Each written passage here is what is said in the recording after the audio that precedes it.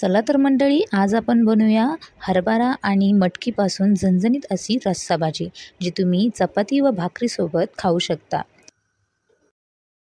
सर्वप्रथम कढईमध्ये 2 चमचे तेल गरम करून घ्या व त्यामध्ये मोहरी व जिऱ्याची फोडणी घाला।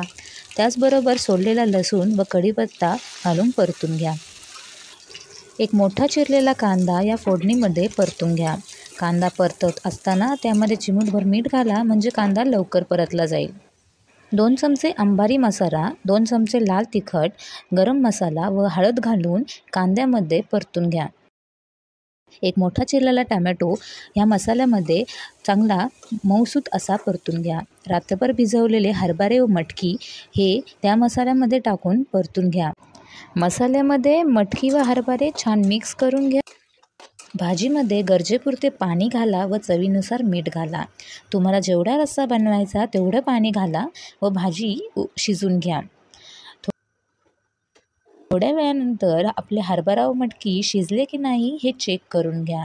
हरभरा शिजला असल्यास त्यामध्ये अर्धी वाटी शेंगदाण्याचा कूट घालून भाजीला उकळी फोडून घ्या। वरून कोथिंबीर घालून घ्या। आता तुमची भाजी तयार आहे। भाकरी किंवा चपातीबरोबर भाजी छान लागते, तसेच भाताबरोबरही भाजी तुम्ही सर्व करू शकता। व्हिडिओ आवडल्यास लाईक, शेअर, सबस्क्राईब करा।